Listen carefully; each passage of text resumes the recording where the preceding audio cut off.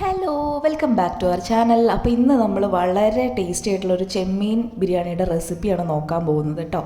ആദ്യം തന്നെ നമ്മൾ അരി വേവിച്ച് മാറ്റി വെച്ചിട്ടുണ്ട്. നമ്മളിവിടെ യൂസ് ചെയ്യുന്ന അരി റോയൽ മാരേജിൻ്റെ റൈസാണ് കേട്ടോ. അടിപൊളി റൈസാണ്. അതിനുശേഷം നമ്മൾ കുറച്ച് സവോള, കുറച്ച് തക്കാളി, പിന്നെ ഇഞ്ചി വെളുത്തുള്ളി പേസ്റ്റ്, ഇതൊക്കെ നന്നായിട്ട് പേസ്റ്റ് ആക്കണം എന്നില്ല, ചതച്ച് വെച്ചാലും മതി കേട്ടോ. അത് നന്നായിട്ട് വഴറ്റി കൊടുക്കണം.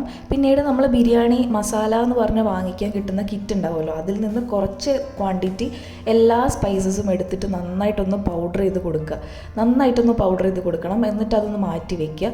പിന്നീട് നമ്മൾ ചെമ്മീനിലേക്ക് അത്യാവശ്യത്തിന് വേണ്ടിയിട്ടുള്ള മുളക് പൊടി, മഞ്ഞൾപ്പൊടി, ഉപ്പ് തുടങ്ങിയ ഐറ്റംസൊക്കെ ഇട്ടിട്ട് നന്നായിട്ടൊന്ന് മസാല പിടിപ്പിച്ചിട്ട് ഒന്ന് ഫ്രൈ ചെയ്തെടുക്കുക. ഒരുപാട് അങ്ങോട്ട് ഫ്രൈ ചെയ്ത് ഭയങ്കര ഹാർഡാവണ്ട, ഒന്ന് സോഫ്റ്റനായി കഴിഞ്ഞാൽ നമുക്ക് അത് പാനിൽ നിന്ന് മാറ്റാം. ചെമ്മീൻ ഫ്രൈ ചെയ്ത് കഴിഞ്ഞാൽ നമ്മൾ മാറ്റി വെച്ചിട്ടുള്ള വഴറ്റിയിട്ടുള്ള നമ്മളുടെ സവാള, തക്കാളി കൂട്ടിലേക്ക് ഇത് നന്നായിട്ട് ആഡ് ചെയ്ത് കൊടുക്കാം. അതിനുശേഷം ഒന്ന് വഴറ്റി കൊടുക്കാം. പിന്നീട് ഒന്ന് അടച്ച് വെച്ചിട്ട് നമുക്കൊന്ന് വേവിക്കാം കേട്ടോ. കാരണം ഒന്ന് ഈ മസാലയുടെ കൂടെ ഈ ചെമ്മീനും എല്ലാം കൂടി ഒന്ന് സിങ്കായി വരാൻ കുറച്ച് നേരം ഒന്ന് അടച്ച് വെച്ച് വേവിക്കുന്നത് നല്ലതാണ്.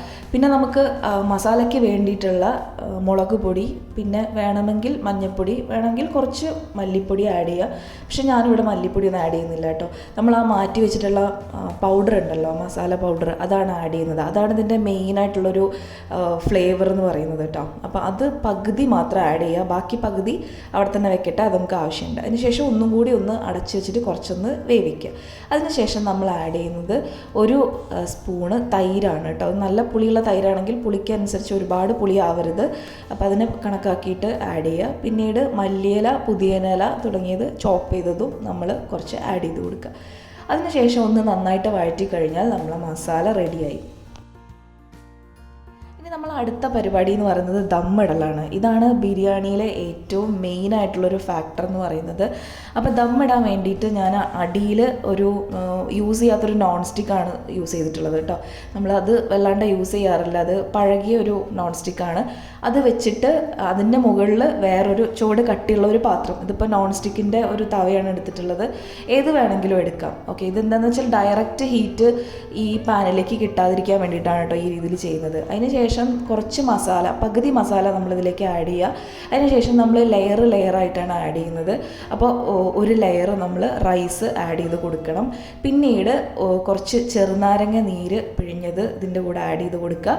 പിന്നെ നമ്മൾ മാറ്റി വെച്ചിട്ടുള്ള മസാല പൗഡർ ഉണ്ടല്ലോ, ആ പൗഡറും കൂടി ഇതിലൊന്ന് സ്പ്രെഡ് ചെയ്ത് കൊടുക്കുക. അപ്പോൾ റൈസിലും നല്ലൊരു ഫ്രേഗ്രൻസ് കിട്ടും. പിന്നെ ആഡ് ചെയ്യേണ്ടത് ഉരുക്കി വെച്ചിട്ടുള്ള നെയ്യാണ്. അപ്പോൾ നമ്മൾ ഇതുവരെ നെയ്യൊന്നും ഇതിൽ ആഡ് ചെയ്തിട്ടില്ല കേട്ടോ. നെയ്യ് ഈ സമയത്താണ് നമ്മൾ ആഡ് ചെയ്യാൻ പോകുന്നത്. അപ്പോൾ വേണ്ട ക്വാണ്ടിറ്റിയിൽ നെയ്യ് നമുക്ക് ആഡ് ചെയ്യാം. പിന്നീട് നമുക്ക് ആഡ് ചെയ്യാനുള്ളത് ചോപ്പ് ചെയ്ത് വെച്ചിട്ടുള്ള മല്ലിയില, പുതിനയില മിക്സാണ് കേട്ടോ. അതും കൂടി നന്നായിട്ടൊന്ന് ആഡ് ചെയ്ത് കൊടുക്കുക. അതിനുശേഷം നമ്മൾ വീണ്ടും ഒരു ലെയർ ഓഫ് മസാല നമ്മൾ ഇട്ട് കൊടുക്കുക. അപ്പോൾ 2 ലെയറായിട്ടാണ് നമ്മൾ തിരിക്കുന്നത്. ആദ്യത്തെ ലെയർ കംപ്ലീറ്റ് ചെയ്തു, രണ്ടാമത്തെ ലെയറിലേക്ക് വേണ്ടിയിട്ട് മസാല വീണ്ടും ഇട്ട് കൊടുക്കുക. അതിനുശേഷം ബാക്കിയുള്ള കംപ്ലീറ്റ് റൈസും ഇതിൻ്റെ മുകളിലേക്ക് ഇട്ട് കൊടുക്കുക. പിന്നീട് നമ്മൾ ഇതേ കാര്യങ്ങളാണ് കേട്ടോ വീണ്ടും റിപ്പീറ്റ് ചെയ്തുകൊണ്ടിരിക്കുന്നത്. ഉരുക്കി വെച്ചിട്ടുള്ള നെയ്യ്, അതുപോലെ തന്നെ മസാല, പിന്നെ ചെറുനാരങ്ങ നീര്, പിന്നെ ചോപ്പ് ചെയ്തിട്ടുള്ള ലീവ്സ്, അത് ഫുള്ളും ഇതുപോലെ തന്നെ ആഡ് ചെയ്ത് കഴിഞ്ഞാൽ സെക്കൻഡ് ലെയറും റെഡി ആയി കഴിഞ്ഞു. ഇനി നമ്മൾ അടുത്തതായിട്ട് ഈ ഇതൊന്ന് മൂടി വെച്ചിട്ട് നന്നായിട്ടൊന്ന് ലോ ഫ്ലെയിമിൽ കുക്ക് ചെയ്യുക എന്നുള്ളതാണ്. അപ്പം ദം ഇടുമ്പോൾ ഹൈ ഫ്ലെയിം കൊടുക്കരുത്, അതുപോലെ തന്നെ ഡയറക്റ്റ് ആയിട്ടുള്ള ഹീറ്റിലും കൊടുക്കരുത്. നന്നായിട്ട് ലോ ഫ്ലെയിമിൽ വേണം നമ്മൾ കുക്ക് ചെയ്യാൻ വേണ്ടിയിട്ട്. അതുപോലെ തന്നെ 10 മിനിറ്റ് സമയം നോക്കണം, അല്ലെങ്കിൽ അടി കരിഞ്ഞു പോകും. അപ്പോൾ ആ കാര്യങ്ങളൊക്കെ ശ്രദ്ധിച്ചിട്ട് ദമ്മിടാൻ വേണ്ടി. പിന്നെ നമ്മൾ ദമ്മിടുമ്പോൾ എപ്പോഴും എയർ പുറത്ത് പോകാത്ത രീതിയിൽ വേണം ദമ്മ് ഇടാൻ വേണ്ടിയിട്ട്. അപ്പോൾ മൈദ ഒക്കെ ഒട്ടിക്കാനൊക്കെ പറ്റുകയാണെങ്കിൽ അങ്ങനെയൊക്കെ ചെയ്ത് കൊടുക്കുക. ഞാനിപ്പോൾ അവിടെ അതൊന്നും ചെയ്യുന്നില്ല കേട്ടോ. ജസ്റ്റ് ഒരു കല്ല് വെച്ചിട്ട് അതിൻ്റെ മുകളിൽ കുറച്ച് വെയിറ്റിന് വേണ്ടിയിട്ട് ഒരു കല്ല് വെക്കുന്നത് മാത്രമേ ഉള്ളൂ. മൈദ സൈഡിൽ വേണമെങ്കിൽ ഒട്ടിച്ച് കൊടുക്കാം, അത് കൂടുതൽ എഫക്റ്റീവ് ആയിരിക്കും. അപ്പോൾ 10 മിനിറ്റിന് ശേഷം നമുക്ക് ഈ ഫ്ലെയിം ഓഫ് ചെയ്യാം. അതിനുശേഷം ഒരു ചുരുങ്ങിയത് ഒരു 1 അവറോ അല്ലെങ്കിൽ ഒരു 2 അവറെങ്കിലും ഇത് പൊട്ടിക്കാതെ തന്നെ വെക്കണം. എന്നാലേ ആ ബിരിയാണിയിലേക്ക് മസാല എല്ലാം ഇറങ്ങിച്ചെന്ന് അതിൻ്റെ ആ ഒരു കറക്റ്റായിട്ടുള്ളൊരു ടേസ്റ്റ് റൈസിലേക്കൊക്കെ വരുള്ളൂ. ഒരു 1.5 മണിക്കൂറിന് ശേഷം ഞാൻ ദമ്മ് പൊട്ടിച്ചിട്ടുണ്ട്.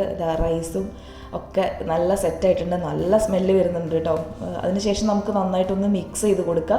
പിന്നെ ഇത് സെർവ് ചെയ്യുമ്പോഴും അങ്ങനെ തന്നെ നമ്മൾ ഒന്ന് സെപ്പറേറ്റ് ചെയ്ത് ലെയർ ചെയ്ത് ഇങ്ങനെ എടുക്കണം കേട്ടോ. അല്ലെങ്കിൽ എല്ലാം കൂടി മിക്സ് ചെയ്യരുത്. കുറച്ച് ക്ഷമയിൽ മസാല വേറെയും പിന്നെ റൈസ് വേറെ ആയിട്ടൊന്ന് എടുക്കാൻ നോക്കുക. അപ്പോൾ നമ്മൾ ടേസ്റ്റി ആയിട്ടുള്ള ചെമ്മീൻ ബിരിയാണി റെഡിയായി. സൈഡായിട്ട് നമ്മൾ സാലഡും അതുപോലെ തന്നെ ഒരു ചമ്മന്തിയും റെഡിയാക്കിയിട്ടുണ്ട്. അപ്പോൾ ഇത്രയേ ഉള്ളൂ നമ്മൾ ഇന്നത്തെ വീഡിയോ. അപ്പോൾ ഈ വീഡിയോ ഇഷ്ടപ്പെട്ടാലും തന്നെ ലൈക്ക് ചെയ്യാൻ മറക്കരുത് കേട്ടോ. പിന്നെ സബ്സ്ക്രൈബ് ചെയ്യണം. അപ്പോൾ നമുക്ക് നെക്സ്റ്റ് ഒരു വീഡിയോയിൽ കാണാം. Till then bye. എങ്ങനെയുണ്ട്? സൂപ്പറാണോ? ഓ സൂപ്പർ.